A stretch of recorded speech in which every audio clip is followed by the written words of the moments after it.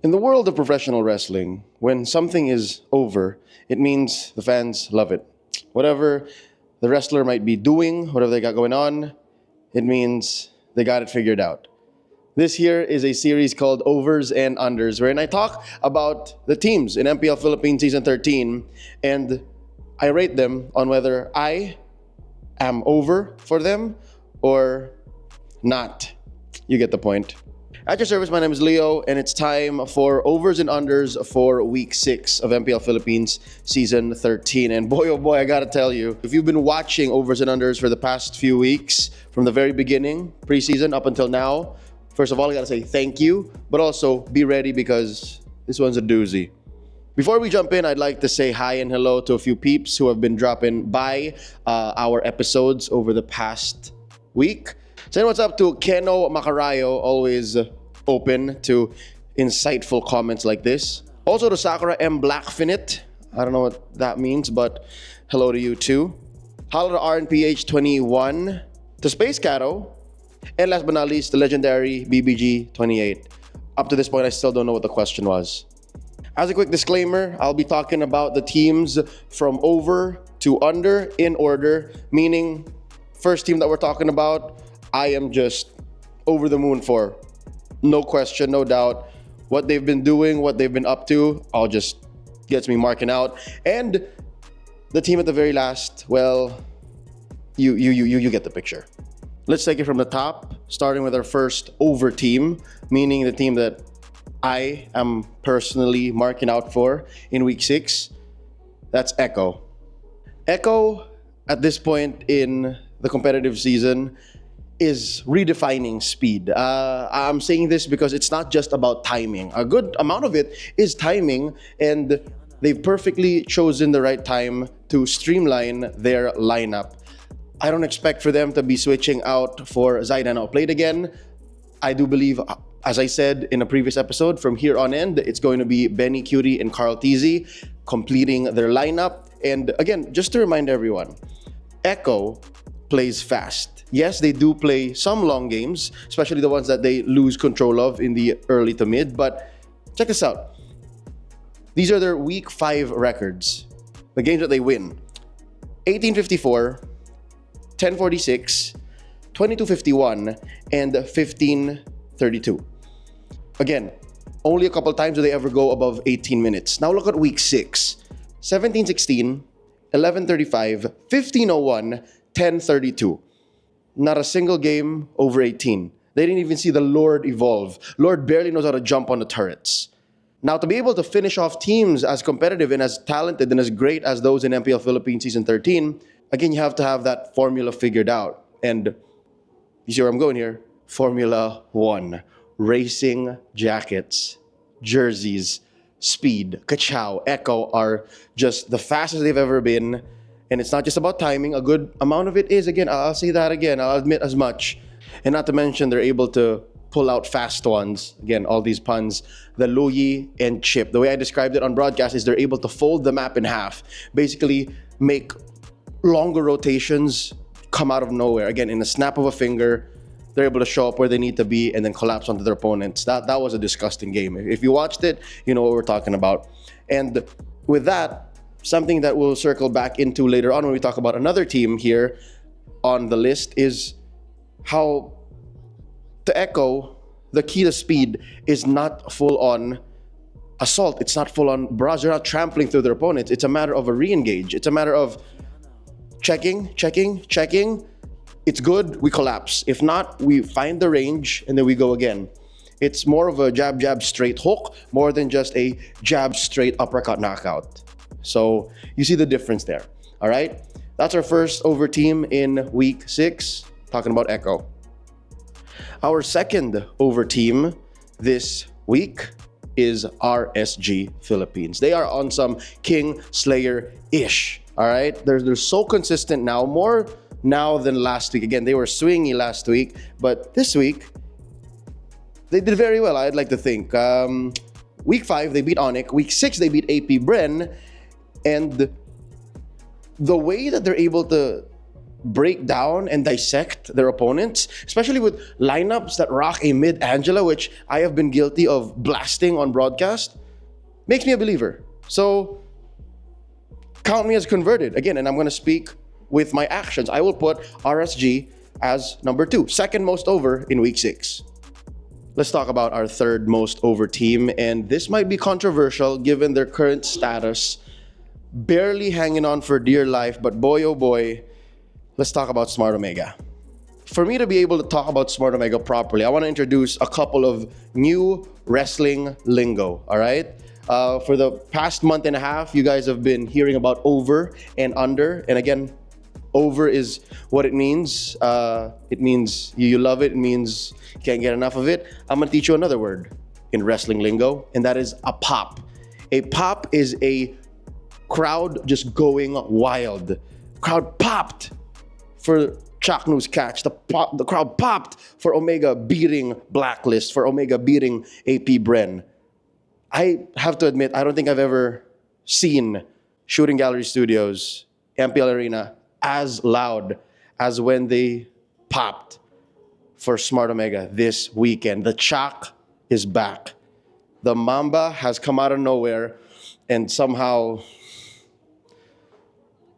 is on his way to saving the barangay.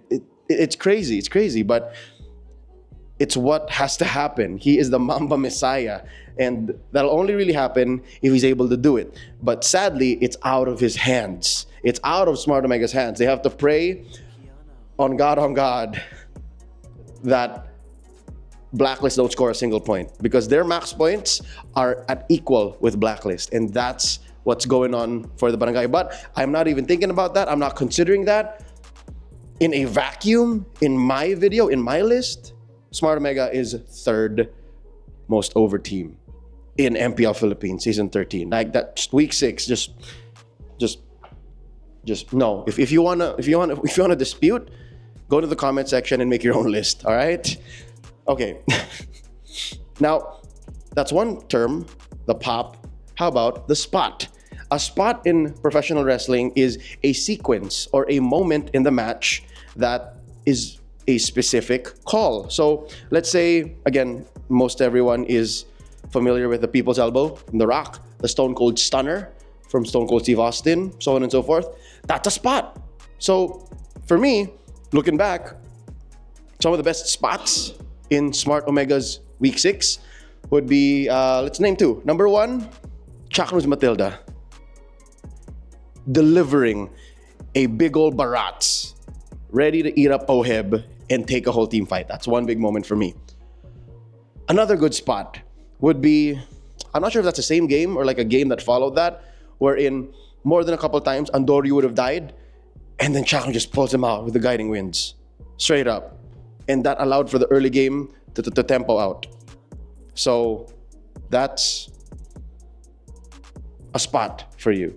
Are there any favorite spots that you guys have from week 6 as well?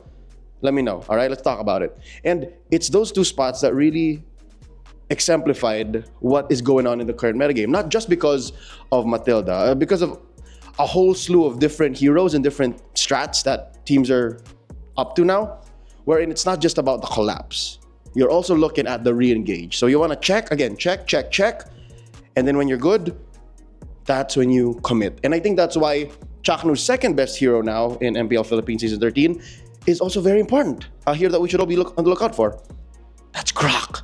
Grok with the block, Guardian's Barrier, able to reset Lords, able to play with range, able to make sure that waves are in control, at least to your favor. With a wild charge, able to commit and make sure that, hey, if you're not willing to go in, I'll flicker in, knock you up, stun y'all, it's over. It's these 2 heroes that maybe defined Smart Omega's meteoric rise. Again, just hopeful, but it's just what we've seen so far and what they're doing to entertain us that allows me to put them in number 3. Let's talk about the last over team in week 6, and that's Minana Evos.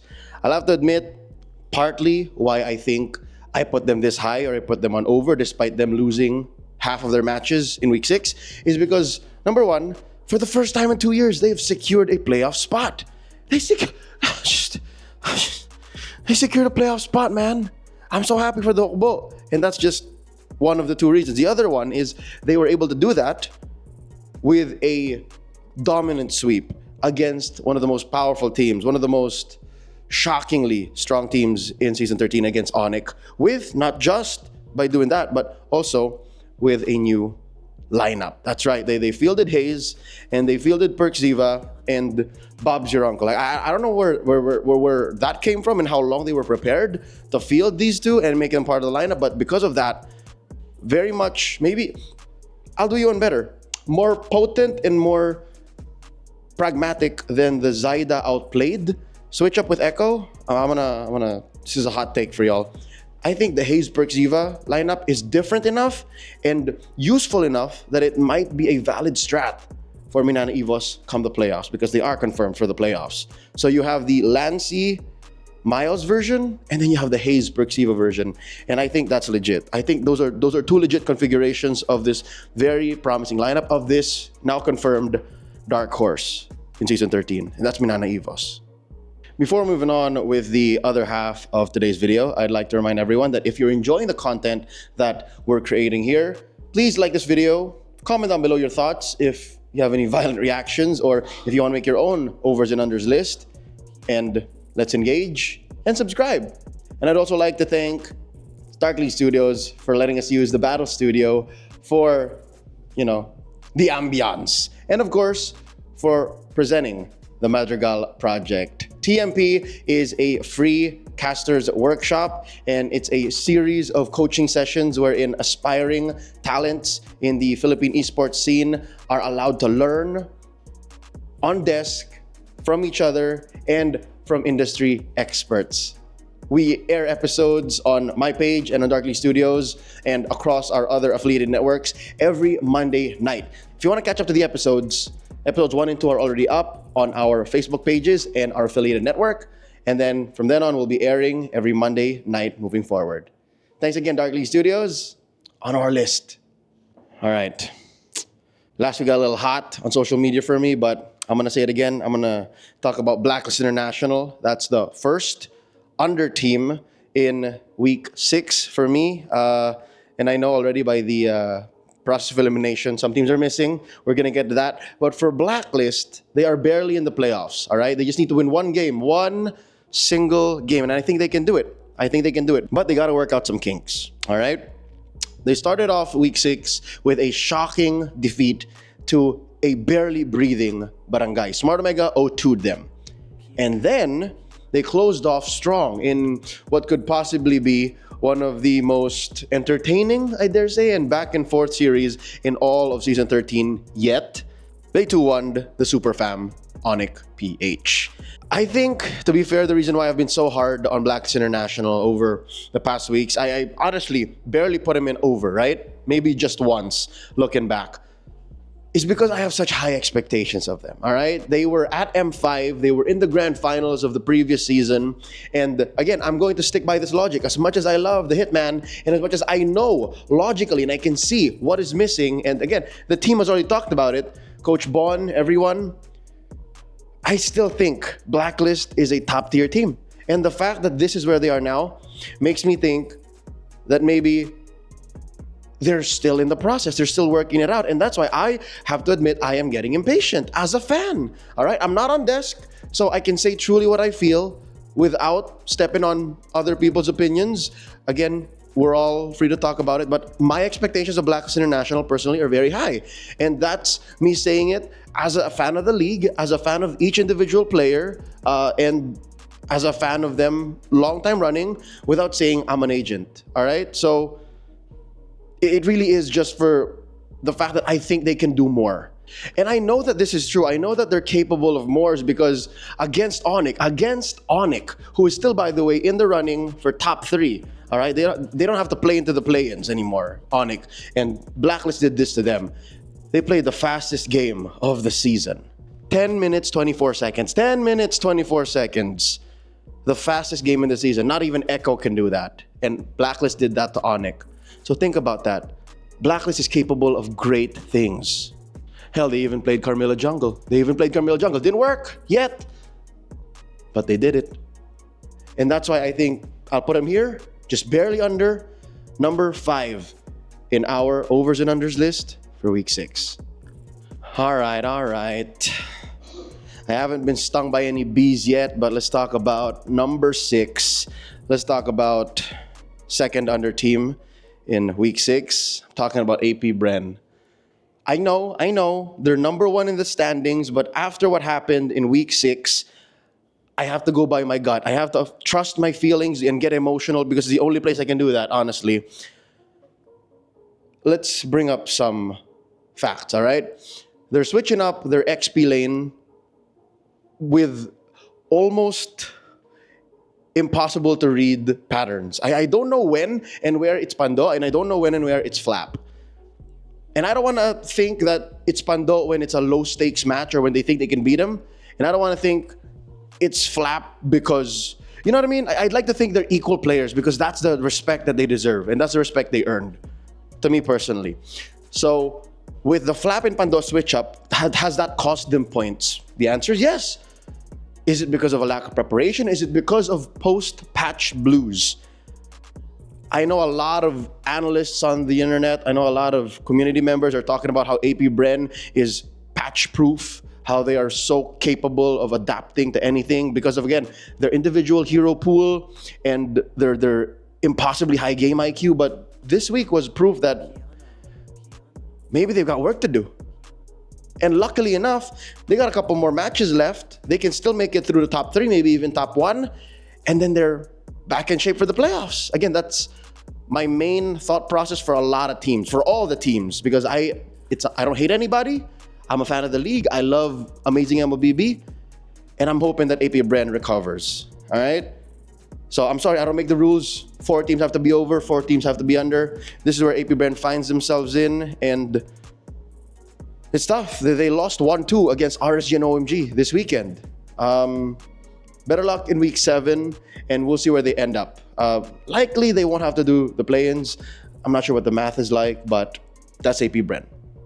It's time to talk about number 7, and the ups and downs this team has gone through the years. And again, in overs and unders in this season alone, I gotta say, what a roller coaster. I'm talking about Onic PH. Onic PH seems to have the highest of highs and the lowest of lows. It's ridiculous how they're able to go like this and still keep us all captivated. I'd like to think that it's because there's a new patch. There's new cheese in the works. So we gotta let them cook. Because the last time we let them cook and the last time we doubted them like this, they went on a win streak.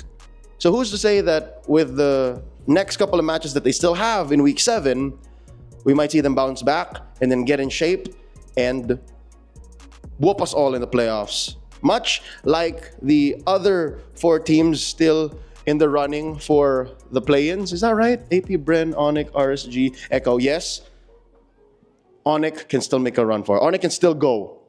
So with that said, that's okay. Week 6 was their experimental phase because, again, they played a Rome Angela, which, again, obviously now it's all about mid Angela. Much to my chagrin, I am not happy, but I have to admit when I'm wrong. They also played a Phovius Gold, put in the hands of Kelra. As much as we'd like to think the Filipino Savage, the gold standard, can do no wrong. Obviously, that lineup went a little too slow. The sustain did not work well against what their opponents were bringing, and they also brought in Moskov Gold. There was a significant pop, you know what that means now, in the audience and online. People were afraid, oh no, we're going to see more Moskov in ranked, which already there is a lot of Moskov in ranked. Hero is apparently broken when you play it in ranked on ladder. But that didn't work out. All of those didn't work out. So moving forward, I think Onic is a team that does better when there's a lot to work on. Onic is a team that works better when they take it one day at a time. This is a quote that I learned and I took from a conversation with a couple other members over the season. So one day at a time, one problem to solve at a time, and that's just week 6 for them. It was a tough week. You gotta chin up, deal with it. We'll see them in the playoffs. Let's see what kind of cheese they bring there, and if it's the right kind of cheese, if it's a good kind of cheese, not the moldy, that you know what I'm talking about, right? That's Onic PH. And last but not least, the reason why I'm wearing the jacket here today is GG will play the TNC. They're the first team to be confirmed to be out of playoffs contention. The only team after week 6 to be out of playoff contention. And my heart goes out to them. All right, GG well played. Nice try, TNC. Not season 13. All right. Hopefully, this isn't the last straw. Hopefully, there's more. And my heart goes out to everyone. I want to see them come back. Again, they called Hate back in. Coach Ben moved into a different role here. They have promising rookies. To be honest, the season didn't start well for them, and then a lot of the ups and downs, a lot of the struggles. We watched it all. We saw it happen before our very eyes. So I was the best to the Phoenix Army. And with that, we're going to close off this episode of Overs and Unders with an ode to TNC Pro Team. I'll see you guys week 7. That's the list. If you have any violent reactions or you want to make your own overs and unders, put in the comments below. Like and subscribe, and follow me on social media at LeoCastPH.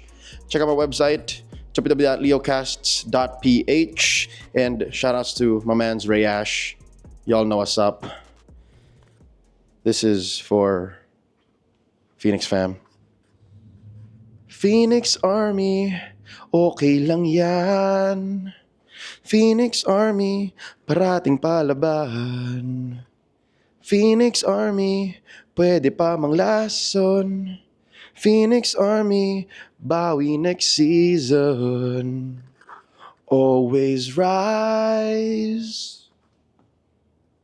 Always rise. Always rise. TNC always rise. Oh.